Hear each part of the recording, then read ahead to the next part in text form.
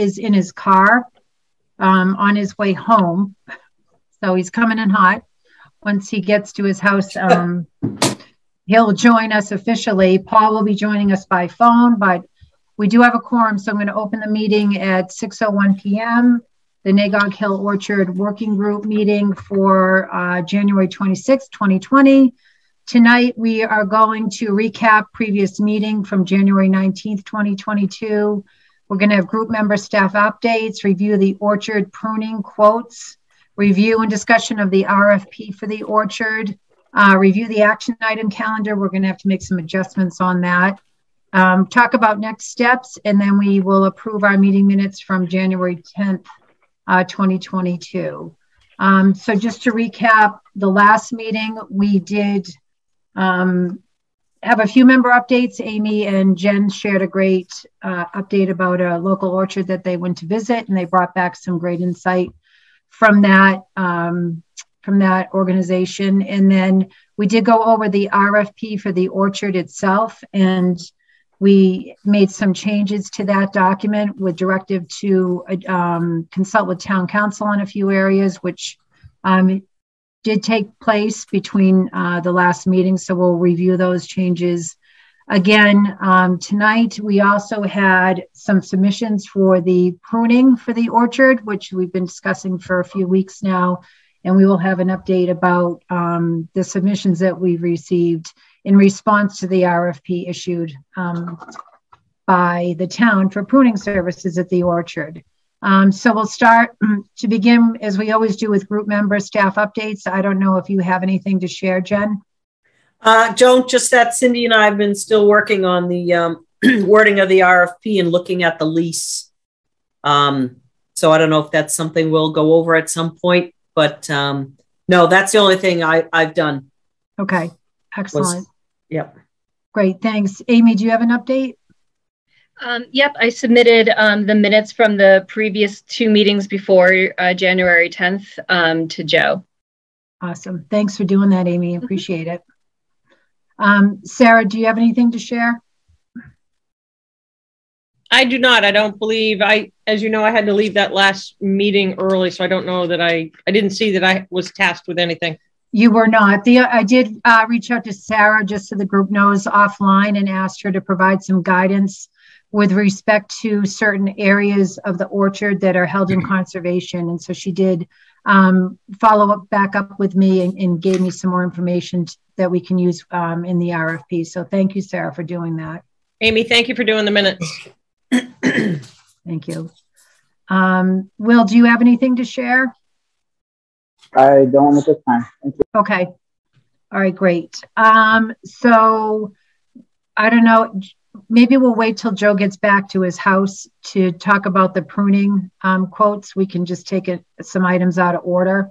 Is that okay, Joe? Or yeah, that's fine. I'm actually just starting up the computer now, so I'll be on. Okay. All right, cool. So why don't we do this? Why don't we just jump ahead to reviewing the action item calendar? Because that shouldn't take too long. I'll share my screen, and because we're going to have to make some adjustments on that. So hold on one second. If I can find it. Here it is. So we have a bunch of agenda items for the month of January. It's now January 26th. So if we begin with documenting existing conditions at the orchard, then go down to the UMass site visit. That's been completed, so we can change that.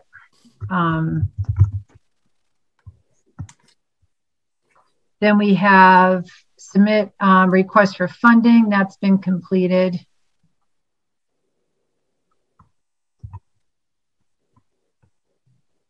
And then we have secure funding. That's been completed. Scheduled tree pruning. We bumped that out to February because we are going to be reviewing the RFPs. And then we need to bring those before the select board. So we'll leave that to February. The big one here was the RFP itself for the orchard. We had it that was something that we wanted to complete in the month of January. That's not going to be possible at this point since it's the end of January and we're still working on it. So I'm just going to move that forward to February and see what progress we can make on that during February. And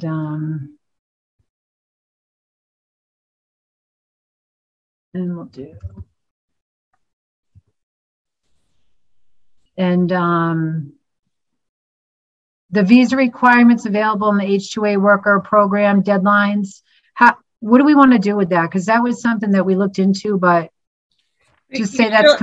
Cindy, you still have plenty of time, I think. Okay. So, yeah, we can move that way out, right? I wouldn't go way, but I feel comfortable at least bumping it for a month. Okay. So, yeah. All right.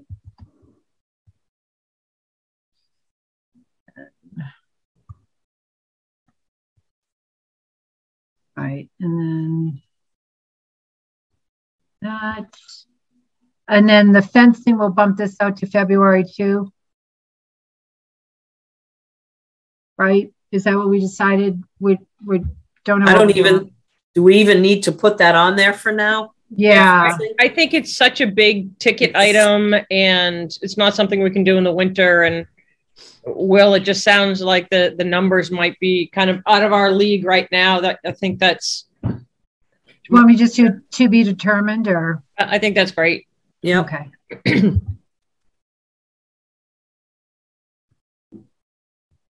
Okay. So that is that. And Joe is joined us now, so I'm going to stop sharing my screen. And I'll let you lead off, Joe, with the RFP submissions we've received. Okay, thanks. So I sent around a bid tabulation form. We've received 4 bids. We had 2 other companies that had come out, taken a look, but did ultimately let me know this morning they were not going to submit. So we do have 4. You have 3 of them. I forwarded them. They were all received by email. There's a 4th that was submitted by some of the pruners who have been finishing up at Shoreland Farms. I have a hard copy of that, but they had just submitted the bid sheet. They came in at the lowest amount. The other 3 firms, as you may see from the bid tabulation form, came in higher. They're all significantly higher. There was one that had a lower option, but that still was above what we had for an anticipated budget. It did let everyone know that this was not subject to prevailing wage. That ultimately, from a cost perspective, is a concern that we had. So that's basically the results that came in. And we'll be able to decide how to proceed. Next thing would be at least to verify some references, talk to people at Shoreland Farms, which we partly already did with Jen and Amy as far as the work. But I'd like to be able to document things so I can sort of complete the procurement folder for that. Okay. Joe or Cindy, will you ask the people who bid to attend the Board of Selectmen meeting to answer questions, or just so they can sort of sell themselves? Yeah, we'll talk to the board about that. Usually they do. We do invite people in to appear before the board and meet. We want to meet them. And, you know, there's some things that you can't extract from a piece of paper as opposed to a conversation with somebody. So that's something we'll definitely talk to the board about. Cindy, can you just tell us what the time frame would be in terms of your board actually reviewing and interacting with that person? I know it has to get posted, but like, what would be our timeline here, do you think? Right. So, Sarah, we can make that happen as soon as we need to make it happen. Okay. Even if it means it probably, in all likelihood, to be honest, it's going to mean adding another meeting sooner rather than later, because our schedule is pretty booked. Okay. In February. So I anticipate it's not going to be able to fall within the normal business meeting cycle. So, because I know we are certainly under the gun on this. So now that we have this information, Joe, do you agree with that? Yeah, I mean, if we were going to have it in front of the board, we definitely would need to try to schedule at least a quick Zoom meeting. The dollar amount does end up, according to the select board policies, under a threshold that the town administrator would be able to sign the contract. But I know this is an important project, and that the select board may want to at least hear from the people here about the experience, but that it's under a threshold that doesn't require the board to sign off on the contract. All right. So we'll have that's something that you and I can talk after. About what the best way, how we can pull things together for the board. Right. Yeah. So, okay, great. Thank you, Joe, for all of that, your work on that. And I'm glad that we got some responses and we'll be able to move forward with that piece of the project. Next is a review and a discussion of the RFP. I did circulate to the group comments from town council after our last meeting. And so let me see if I can share my screen and pull that up. Hold on one second.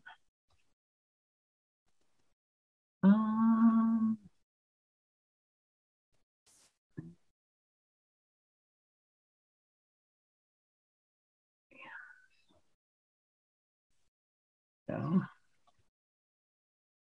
and where did you go? Here you are. All right.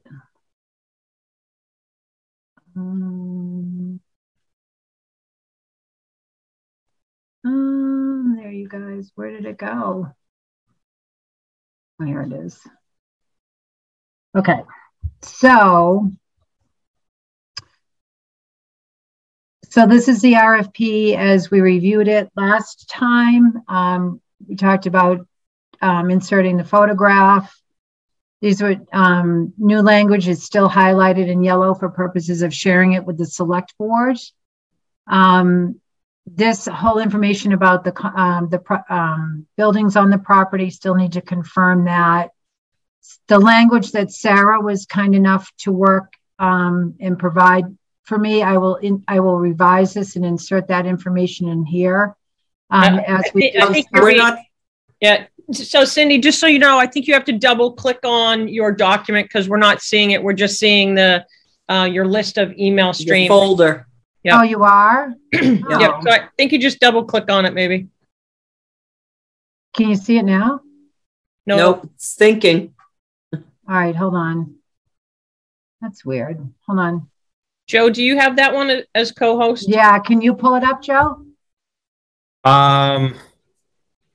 Did you send the RFP, right? Yeah, the one with town council's comments. Yeah, let me pull that.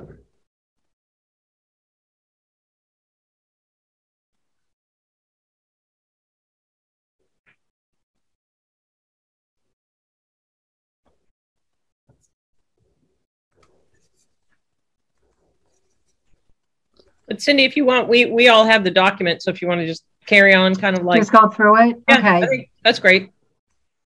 All right, hold on. Let's see. All right, perfect. Yeah. So, the description, you'll see that I said insert Google Map here. As you scroll down, I will insert that information that you provided for me, Sarah. The vision section of it, I moved that up higher in the document as we talked about. And I didn't know, so that was something that we agreed on. Oh, you got it, Joe? Yep. Awesome. All right, perfect. So if you want to just scroll down to the vision section.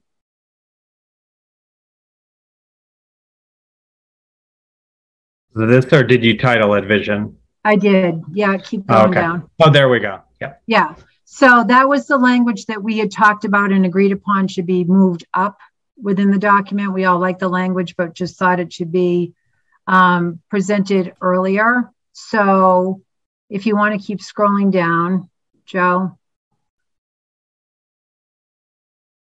Existing conditions, if you want to stop for a second. I did, as you can see in blue, ran this by town council. Still need a description of the buildings and all of that. But as far as this other language regarding equipment, agricultural well, irrigation system, and assets not part of the RFP, they were agreeable to that language. I didn't know if the group had any comments on it. The way it's worded now, different than what we had last time. Because we kind of went back and forth about including that at all. Cindy, in regards to the building, can we just pull them off the assessor's card and just put a dimension of the buildings in? Sure. Yeah, we can do that. That's a great idea, Sarah. Actually, that's perfect. Okay. Okay. Okay, and then so we can just scroll down. Opportunities and expectations. We already reviewed all of that information, so we're okay with that. Yep, we can scroll down. We'll get to their comments. This is just stuff. So these are the comments from town council. If you can see in the margin, what she said about being flexible with the lease term. When we describe how long the lease is, you should provide the maximum term that you envision. To put another way, can't advertise for a 5-year lease and then award a 10-year lease. So we just need to be careful about that language. And I guess review what was authorized at town meeting last time. Are we able to have a comment that says a minimum of and a maximum of and that was the original language in one of the other leases? So that gives that parameter. Do you have the flexibility? We do, but based on what she's saying, we then can't exceed that maximum. So. Oh, for sure. Yeah. But, so, yeah, that might be a good compromise. Can you remind me what was the maximum? I don't remember what the maximum was. I actually thought, Cindy, that it stated up to 30. Okay. I mean, so what do we as a group feel as far as is that length of the lease? I'm certainly not inclined to issue a 30-year lease. I thought at one point we had discussed maybe using a shorter term lease with renewal provisions, certainly. Yeah, so if the lease, so the challenge is if the lease is really short, it's not going to really incentivize the farmer to make a lot of investments into the business or into the property. So if it's a longer term lease, they'll be able to realize, the benefits of having, putting in the investment in. One way you could look at it, I'm sure there's terms and conditions in here around maintaining the property, and there are sort of points where places that the town would stop this person, say, you're not keeping the orchard in the condition that we want. And then you have that sort of backtracking ability. One thing you might want to consider is doing a rolling lease, a 10-year rolling lease. So every year it renews for another 10 years, sort of a slow step forward. Rolling leases can be good. Because I think if you have a set number of years, the clock just starts ticking down and the person is less and less likely to make the investments in. And I think for the first person that takes over this lease, there's a lot of work to be done. And I don't think they're going to really realize the economic benefit for kind of a while. So even with a renewal provision though, Amy, say it was a 5-year lease with an option to renew at the end of 5 years, you don't think that would be sufficient? I agree with Amy. I think that you're looking at something that there's going to have to be significant investment put in here. I think if any one of us were to look at this property, 5 years goes by in the blink of an eye. Right. And there are stop gaps. So if someone's not adhering to the best practices, you can have it writing so that it's like you basically have a warning. And even though you have 5 more years on your lease, we're going to give you 1 year to kind of get your act together. Okay. If that's even feasible. Right. Versus saying if someone has been detrimental to the program, to the property, you can obviously cease it right there. But if someone just hasn't had a chance to kind of get the ball rolling, you can just say, okay, 1 year, 1 more year, and kind of get going. Right. I agree. And I look at like 5 years as nothing. Okay. Yeah. I mean, farming is really measured in 5 and 10 year increments, not year to year. And I would suggest either a 20-year lease or some sort of like 10-year rolling lease. Okay. You know, we had talked about at one point when we talked about objectives, and I don't think this is the place to do it, but we were phrasing it a little more as a question, like in a, you know, what's your ideal length of time for your lease? Would you prefer Right. 10, 20, 30 years or other? So it seems like we've gotten away from that. And it sounds like we have to put in at least something in there as opposed to phrasing it as a question. Yeah, Jen, I think, what would you think of just at least putting in a minimum? I think we have to have a minimum for there. And I think this is where Will, you know, kind of as the ag expert could kind of help us of what he hears in terms of lease agreements. It would seem as though it might be helpful to consult with UMass and sort of work kind of back. Well, you're working forward, but work it backwards. If someone was to come in and plant X number of trees, which is 5% of the total, say, for example, how many years would it take for those trees to become established and productive and then, you know, kind of peak in their production? And that would give us an idea so that if we want to encourage the growth of the orchard and the renewal as well as the upkeep, get a good firm idea on how long it's going to take for somebody to realize the economic benefit. The other thing we talked about at the last meeting was some flexibility. I know it may sound harsh to say, but it's completely possible that if, you know, apples aren't the thing to grow there in the future, and that's not what we're moving towards, I realize that. But if there's flexibility so that the person renting the property can adapt and adjust to the agricultural markets over time, I think a short-term lease is going to promote more somebody that if you had a startup cider business and you were looking for apples immediately, there's apples right there immediately available. And, you know, if it's something that they're never, ever going to be able to buy the orchard, which I haven't heard that come up as an intention, they may want to do it for that 5 to 7 years to take care of the trees that are there. And they would have an inflow of apples that they can market as their own locally produced apples for their cider or something like that. But then they may want to, you know, or may outgrow it at that point and want to buy their own orchard so that they can have, you know, more longevity.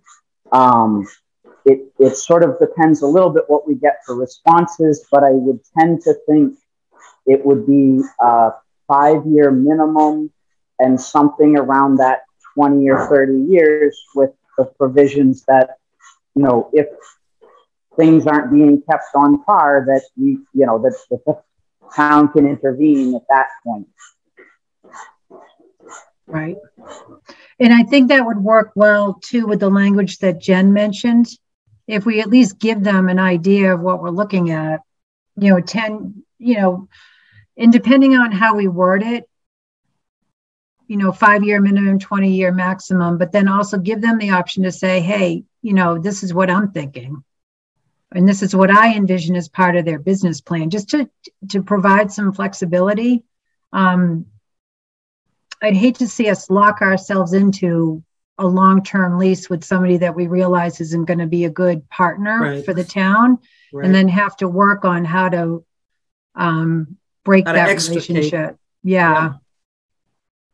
And to Will's point, I think, we're looking at it from an orchard perspective, but there might be people that are coming in with other ideas in addition to operating it as a fruit orchard, but they might have some other business ideas as part of their plan. Right. So, and we talked so much about that when we first started this committee in terms of climate change and market. So yeah, we need to I think what I'm getting is I want us to be flexible. Yeah, for sure. Yeah. Yep. Okay. But here again, I don't want to be nervous of a 20-year lease as long as we have stop gaps for an evaluation of a vision as well. Right. So, Amy, I'm sure you've seen language with that kind of like vision driven, that you had those check dams kind of going along the way.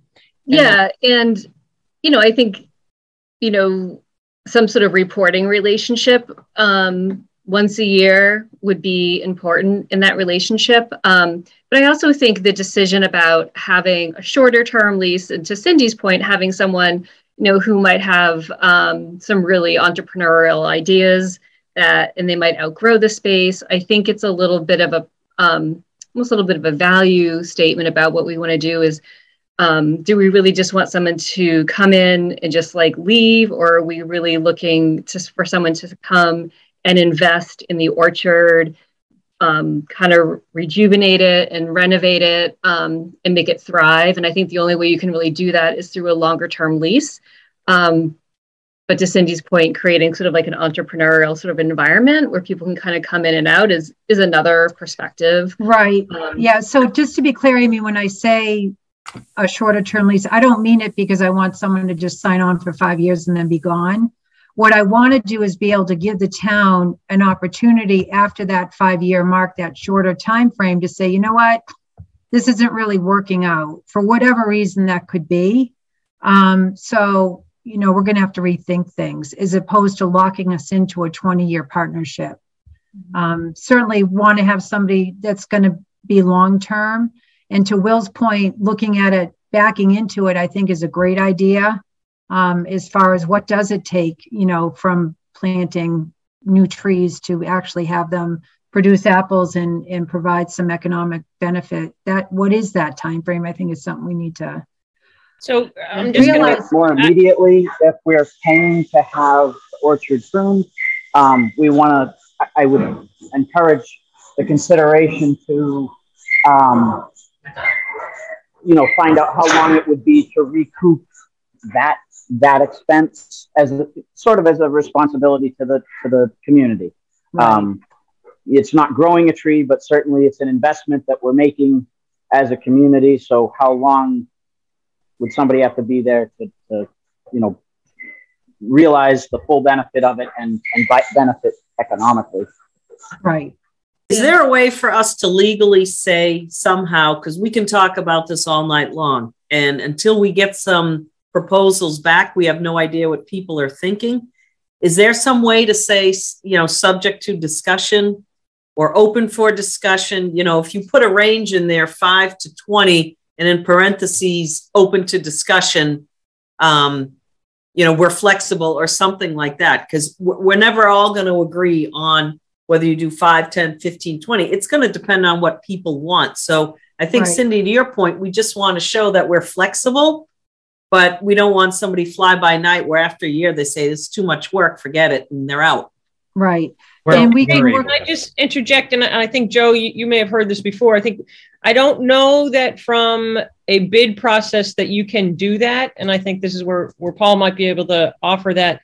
I think you have to be concrete in what your time frame is. I don't know that from a bid process you can do that. I get the mission of that, but I don't think, because then you become subjective, and whomever is awarding the grant, it has to be kind of a little bit more cut and dry.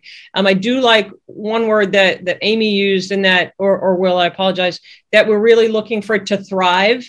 And so I think that we want to make sure that in your description, or how much we've tweaked the introduction to really say, this is our mission, is to make this property thrive. And so that's going to weed out the fly-by-night people.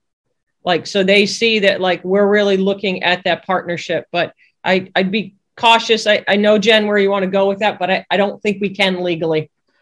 I mean, that's where the RFP is basically setting the parameters. The specifics get nailed down in the lease negotiations. Right. And we can say up to, and we can say that it'll be dependent on the, the winning responsible bids, plans, discussions of performance standards and other metrics to be identified by the select board. So we are able to, we had that in the last one. And that, I mean, that was, until we get responses, it's really hard to then say, go to the negotiation table and sort of identify what is reasonable. So we are able to do that. We're not locked in under the RFP. So as long as we just identify those bookends, then we can work with council to negotiate the others. Can you say subject to submitted proposals?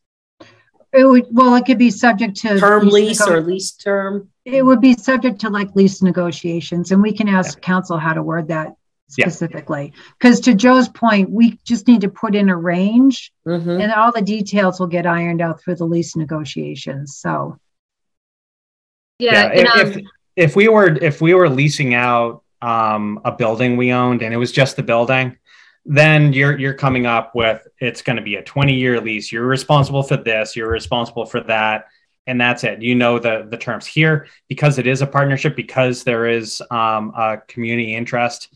It is a little bit, we do have a little bit more flexibility and creativity in dealing with how we want to deal with that. Yeah. Okay. And this might be not a relevant question to answer at the moment. But let's just say someone comes in and they put in, $10,000, $20,000, $30,000 into the property. The town decides for whatever reason they're not the right fit.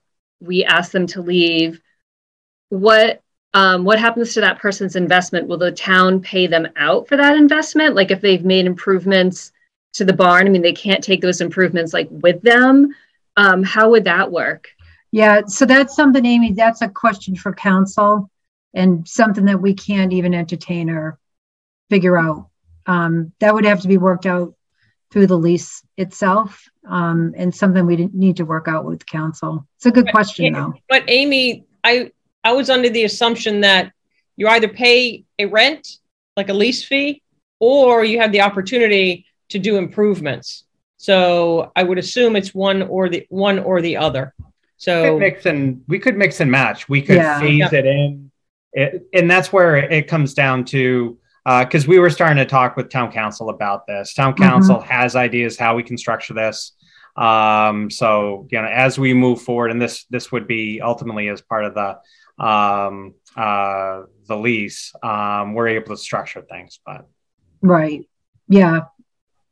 Yep. It can be a blend, so to speak, but we just need to really refine that language and firm that up. So can you share the screen again, Joe? Sure thing.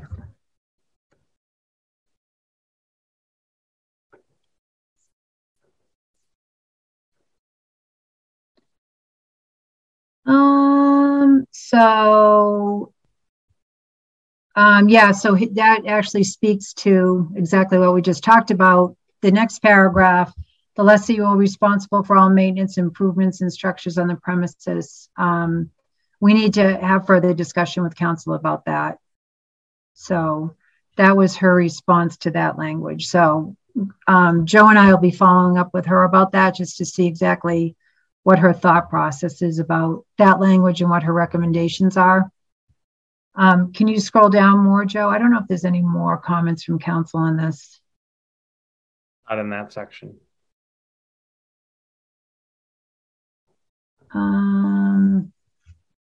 I think that was all she commented on. Oh, wait. You have one in number 2 here. Yeah, here we go. Do we want to make this stronger? Require price proposal for at least X amount of rent per year. Shall show the response. That's one of the ones that's subjective. Yeah. And there is 2 more documents down. There is more comments from council. Okay, thanks, Sarah. Could the house be separated out in that there would be a guaranteed amount of rent per month on the house? Because that's sort of more of a known. Right. That it was something that I did ask council about. I need to revisit that with her to see if we could separate it out or not. Do you remember if she responded on that, Joe? No. Yeah. I don't think she responded specifically about that, but we can report back. Right. Yeah, because I was thinking along those lines as well, Will.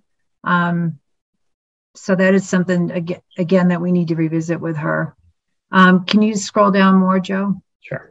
Will, can I just ask you a question there? So what are your thoughts? Because I think like the house is really one of the benefits to the lease. Absolutely. What right. Are your thoughts on that? Or I guess I should rephrase it. What are your concerns on that?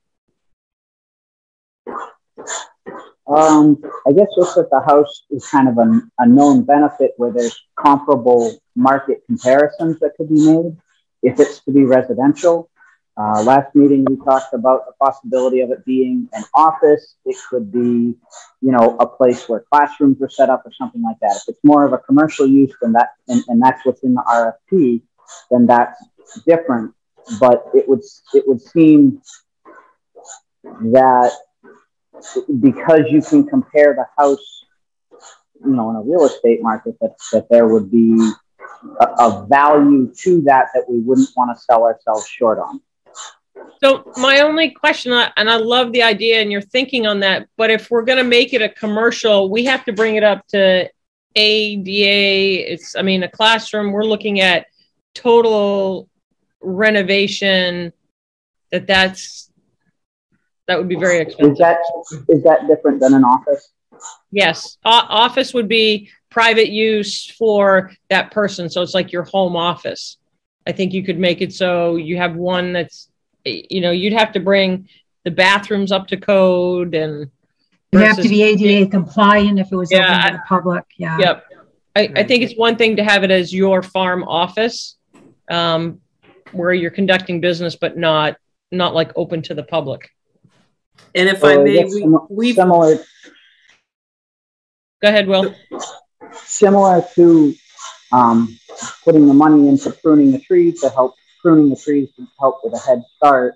The house needs, is over time going to need windows in the roof and, different things that you have to do to the structure that's sort of known by if you ask a property management company and having a realistic rental value on the house would avoid kind of surprises or being unprepared with it. I don't know if my thoughts are along the right line for a municipality leasing out a house as opposed to a more traditional landlord, but just so that the house was self-sustaining in the rental value, aside from the other farm agricultural activities, it has just a known value. Right. And so I totally agree with you, Will, that I think there needs to be some consideration for the house in itself. And whatever that figure is, I think it should be nominal and not certainly well below market rate, because what you really want to do is offer somebody the ability to live on the property and be a caretaker and maintain the property and run the orchard while providing them with housing.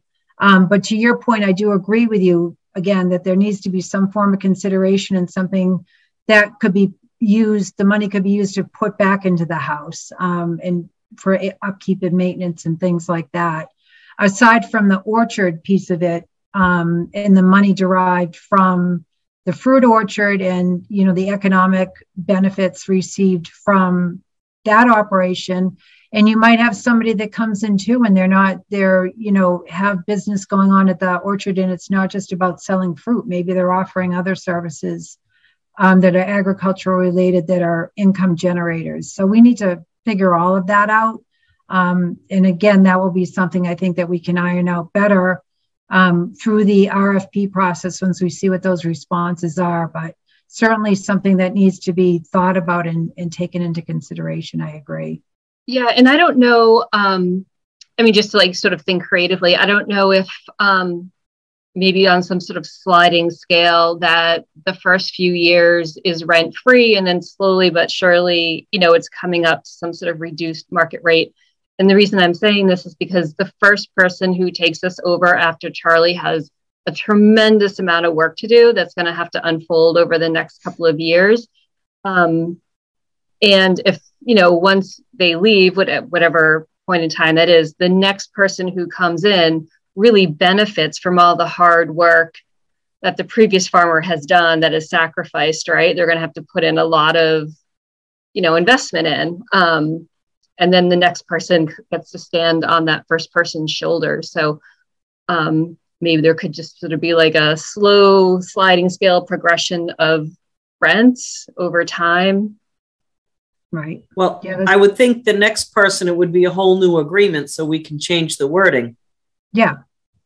You know, yeah. If the next person in does all these improvements and they say, you know, 10 years they're done, then the next time we put out an RFP, we could change the wording on the lease. But to Will's point, to get some sort of value of what a house, you know, in this area, you're looking at probably $3,000 a month, you know, $2,500 to $3,500 to rent a house of that size. And that's probably on the low side lately. But right. to just give an idea, but, you know, again, somebody has an awful lot of work to do. And the fact that they have a place to live, I think is great. But aren't we kind of talking out of school, because that should depend on the price or non-price proposal that gets submitted back to us? Right. Yeah, it should. Yeah, you're absolutely right. There's a lot of things that are still up in the air that are just going to have to be ironed out. So, I mean, but it's good points to raise them for conversation's sake for us. For this group, for general discussion. So, but yeah, you know, you're absolutely right, Jen. You know, until we issue the RFP and see what we get back, we're really good. Then we'll have a better understanding, and a lot of that will be ironed out through the lease agreement itself. So, you had asked this outstanding financial obligations. I had asked council what they thought, if it should be included. She said it was okay to leave that if we want to have that information. So it's really up to the group whether or not we want to have it in there or not. Is it really our business? Well, you want to know if they're financially solvent, you know. So, or you ask. But why would you just put obligations to the town of Littleton? Wouldn't you? I mean, if they don't have any obligation to Littleton, but they owe, you know, they own Essex $100,000. I mean, it's, right. I mean, I don't know if there's a public record that shows if anybody's in debt like that, but just putting the town of Littleton, you know, I think that the select board knows enough people in town that if somebody was really in financial trouble, I would think somehow that, you know, if they're not paying taxes or something. Or yeah, I think it's a weird question. It really is. I think it's awkward. I mean, I think if somebody had a processing operation that was tied to an orchard, you might want to know the financial circumstances if the orchard is being tied to a cider mill or a pie company or something like that. I agree that it's sort of little bit of an odd question, but if the orchard is part of another bigger picture, it might be useful or pertinent to have that. So let's change that. My thought is you obviously, if someone has a history of bankruptcy, you wouldn't want to necessarily entertain going into a partnership with someone. I agree 100%. Everybody needs an opportunity to have a restart. But if somebody has a legacy of that, I would be concerned. So yeah, but you can't just put Town of Littleton. No, I think tell us anything. Right. Yeah, I think the person is not probably going to live in this town anyways. That is the person that bid. So I would just defer to council on that, perhaps. Yeah. So I think I would follow the model. Sorry, I think I'd follow the model that a lot of corporations follow, where they have a background check. You would only run the background check, if you really come to the end in the negotiations, and you put some repeatable, dependable standards in place. Like, we're not going to bring on this person if they have 3 DUIs and 2 bankruptcies. We're not, put in some pretty clear written standards ahead of time. So if their background check comes back with red flags on it, you have some pre-agreed sort of benchmarks where you might refuse somebody. Right. So that's only after you have given them the opportunity to bid. So like you can't hire someone, you can't do someone's background check before you offer them the job. So yeah, no, correct. Okay. So let's just change the wording. Any outstanding financial obligations to any municipalities. I still don't think they have to legally answer that. Okay. I don't know. Council said it was okay if we want that information. Yeah. She already opined on it. I would leave it in if council says we can ask it. But I think we should make it more broad as opposed to just the Town of Littleton. You don't think somebody's going to read that and say, that's none of your business if I do? If you don't accept my proposal? And think about it.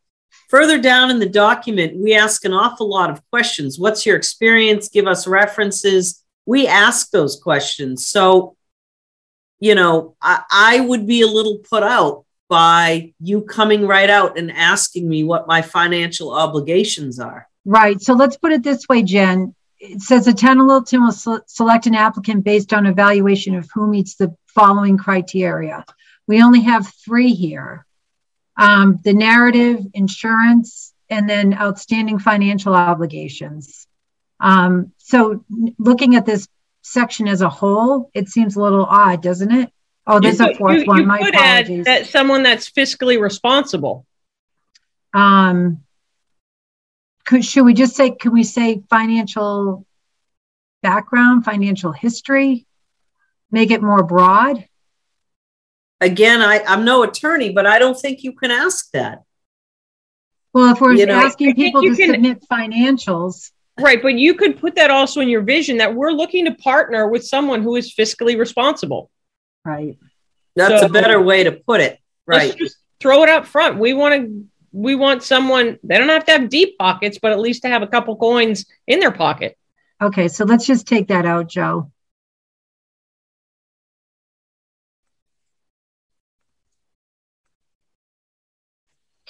And that's what, I think we can also go back to Jenny and just sort of ask, how do we capture this? Because in sort of thinking about what hearing everyone sort of work through this issue, we're not only selecting based on 1, 2, and 3, and 4. So, it may be just that we need to rework that first title and sentence. Yeah, because it's a lot more than, like you said, what we're showing here. So yeah, because part of it is also that community engagement component, right? And that may be hard to put a dollar value on, right? So all right, so we'll revisit that whole section having talked through this. Were there any other comments going down from council? No, there weren't. There weren't. Okay. All right, good. So I think that's in pretty good shape. I just need to insert the information that Sarah provided to me. And then we can get that ready. The other component to that is the lease part of it. And I have been bouncing some things back and forth with Jen on that. And really what I want to do for maybe the next meeting is have a more comprehensive document for the group to review, and then we can get it over to the select board for their review in the coming weeks. Pull it all together, incorporate the nuggets into the main document, and then really take a look at what we want to recommend as far as the lease goes, or at least even if we don't come up with concrete answers, at least have the right questions to ask the select board and say, you know, go ahead, Jen.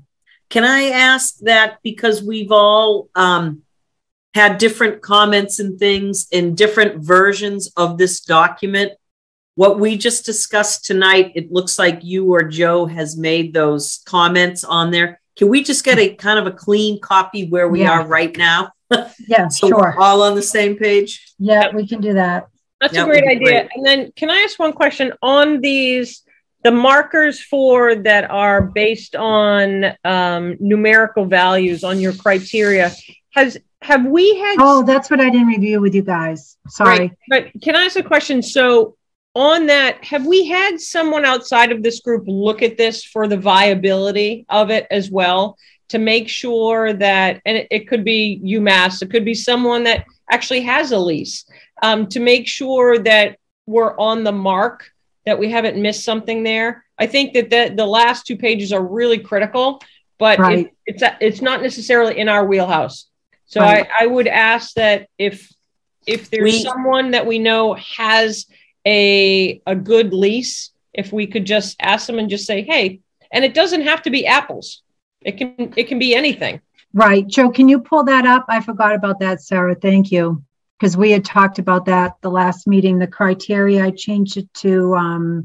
But I think we have to think that this is kind of like when we do surveys, you know, it's open-ended, you've got your numerical values. So it doesn't even have to be agriculture. I think we need to just make sure that we're seeing the document in an open format. Yeah, no, I totally agree with you. And I just put the language in there. Actually, I meant to discuss it with the group because we weren't happy with the other system. So we had kind of talked about changing it and putting in different language different words based upon what we had discussed. That sounds better than the way we had it before. I think right. It's advantageous. Yeah. Right. But I don't know that it's it, to Sarah's point.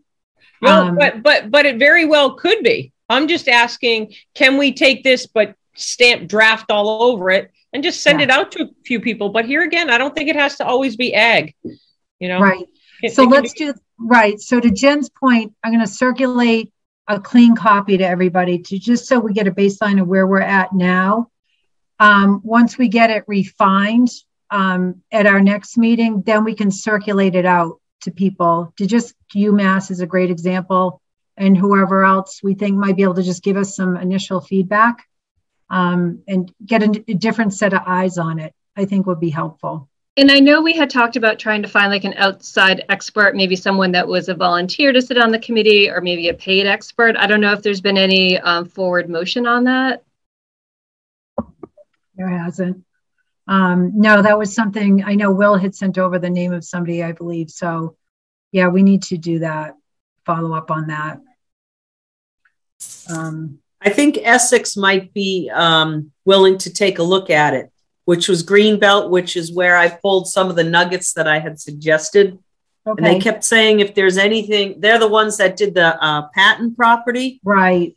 And I'm sure she would be amenable if I sent it over and said, hey, could you give us your 2 cents worth? And yeah, well, you know, Jen, that would be awesome. She offered. Okay. That'd be perfect. She did offer. Yeah, perfect. Yeah. I really want to be able to send this out to a couple people now, so that way when we meet at the next meeting, this is like done. Right. Okay. It's got to be. Yeah. So yeah, Cindy, if you can send that clean copy and just put draft on it. I will. Yeah. And this is something that Joe might need to facilitate, and a great organization. And you might have to pay them for a very small consulting job. is Land for Good. They're in Keene, New Hampshire, and their whole gig is basically matching farmers to farmland, succession planning for farms and farm families, but also assisting with leases. That's another area of their expertise, and Land for Good may do it for free, or they might want to do it as a small paid consulting project. That's very much in their wheelhouse. Are you talking about having them help us with the lease, Amy, as opposed to town council, or what would we have them do? They could look at the RFP and the lease, just for an opinion. I know we were just speaking about, sending it out and getting people's opinions. Okay. That would be a resource. Okay. I would ask Cindy, if you feel comfortable and the committee feels comfortable to ask Amy to go ahead and ask them what are your rates and what is your availability for this on such a, it's a small project basically on the scheme of what they do. They do large projects too. Right. And well, part of me is I guess it's the compensation piece of it. If we have other resources that we can utilize that aren't going to charge us a fee. I'm just asking her to see what the fee might be. Yeah. If you could get a ballpark, Amy, about what that might cost, because if we do have RFP, if we have UMass that we could utilize, and if we do have Essex that are willing to do it for free, they might be able to give us enough feedback as opposed to actually using funding to pay somebody to do the same work. So, and they may be someone that helps us if in a perfect world we have multiple bids. They may help us be able to kind of look at them clearly of the value of the applicants. Okay. All right.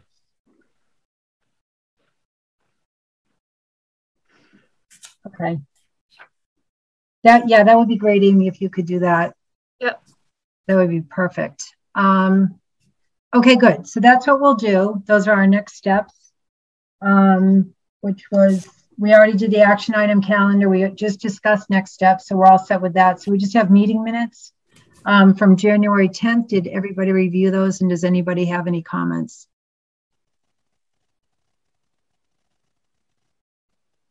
If they look good, then we could just get a motion to approve them.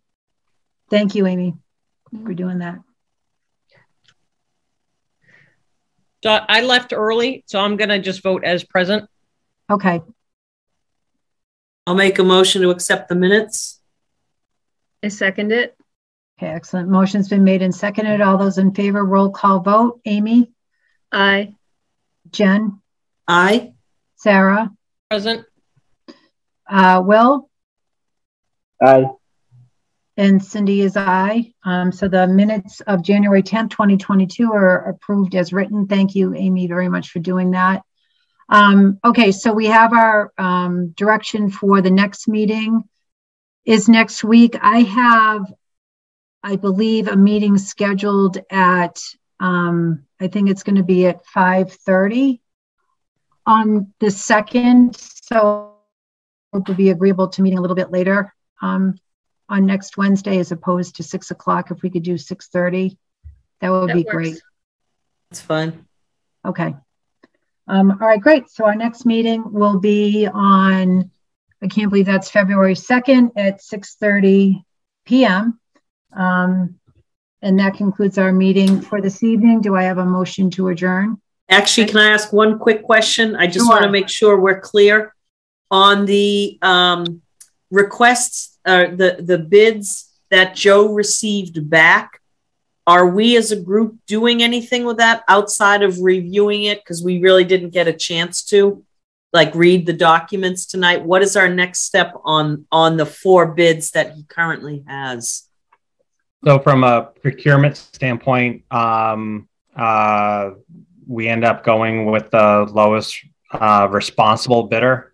So what I need to do is just get sort of formal recommendation from Sholin Farms, because they're finishing up there, as far as basically getting a reference check, and then contacting they work for another orchard. So I want to talk to someone over there to make sure that they actually can do the work that they state. If all of a sudden references didn't work out, then we'd be going to the next, but that's above the reserve fund transfer approval, coming in at twice, almost 49,000. So if things don't work out with checking references for this first one, we then would have to meet to decide, do we up that amount? Is that basically worth it? The other two are realistically probably prohibitively more expensive, coming in at 150 and 160. It's just, I mean, the difference between the four bids is just mind blowing. It is. That's it's the difference between, and I talked with everyone, all of those I met out at the site. They knew prevailing wage did not apply. They knew what we were looking for. So basically, everyone was asking the same questions. I was hoping that we would have gotten a couple more, of pruners that primarily do it as an agricultural service, rather than a larger company that does do specialized pruning for orchards, but it's more of a corporate rate. I'm really surprised we didn't see more, and I think I'll reach out to Pat Kay if that's all right with the group, because he had said that was listed on the Mass Fruit Growers website, and I'm surprised I don't see anybody, I don't believe, coming from that contact. That was a big net that we cast out there, and I'm very surprised. So at least from a couple people I talked to, came down to calendar. I mean, if we were doing this, if we were doing this in October, November, lining people up, I think it would be different. Yeah, and the process is already closed, so I don't think it's worth the call. But so it's 7:03. I make a motion to adjourn the meeting. Second it. Second. Motion made and seconded to adjourn. All those in favor, Amy? Aye. Jen Clancy? Aye. Sarah Seward? Sarah Seward, aye. Will Pickard? Aye.